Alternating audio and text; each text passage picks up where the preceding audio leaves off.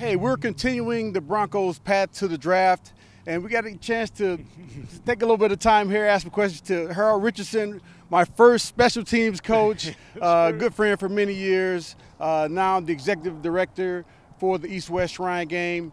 Harold, what do you do in your position as the executive director of the East-West Shrine game? Well, right now it gets easier, but when we first started, you have to get the stadium to play, and you have to get the hotel to stay at. And I've worked real closely with the mayor of St. Pete, and all that's worked out over the last few years, and they're very supportive.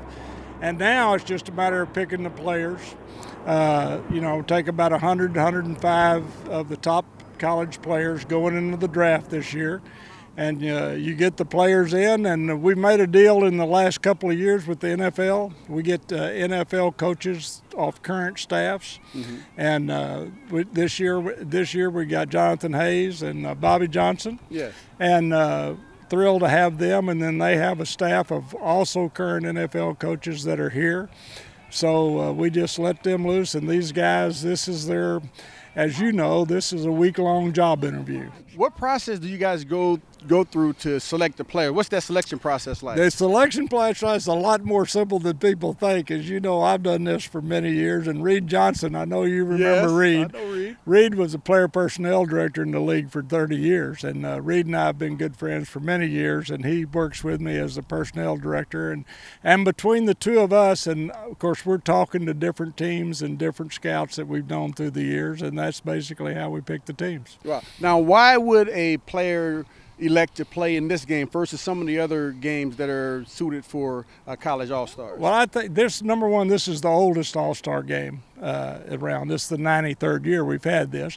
But I think it's pretty clear that the Senior Bowl and our game are the top two college all-star games. So really that part of it is not too difficult for us.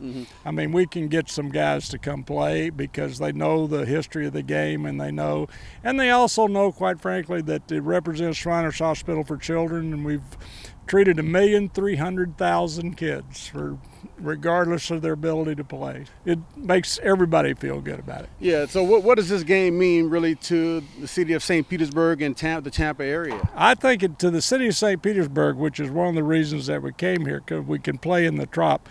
If you go back the last 15 years, there hadn't been over 32,000 people at any all-star game, and that includes the Pro Bowl, by the way. So you don't want to play the game, I didn't, in an 80,000 seat stadium because it just doesn't look right. So we play in the Trop. The Trop for a football game holds 35,000. We have nice crowds. It looks great. The TV people like it. The city of St. Pete derives quite a bit of income from it, quite frankly. We have a hospital in Tampa, and we have our national headquarters in Tampa. It's a win-win. So it's the whole community gets involved. Yeah. Now, with the number of juniors or third-year players that are coming out in the draft, is there anything on the table to make it to where some of these third-year players can play an all-star game like this? We've talked about it, and they actually have gone now to where if a guy is declared for the draft and he's graduated from college, he can play. The problem with that for my game is this week is the week they do that. So obviously I can't wait till one of them does it. Yeah. But we're working on trying to do that. But I can't put our game in a position of going to a young man and saying, come play in our game, which if you do that, you'd lose your eligibility. And when you're talking about whether or not these guys finish their education, that's important to them. So we don't want to be the one that's a factor that is against that. Okay. Hey, Harold Richardson, thanks so much for taking some time out for the path to the draft for the Denver Broncos country.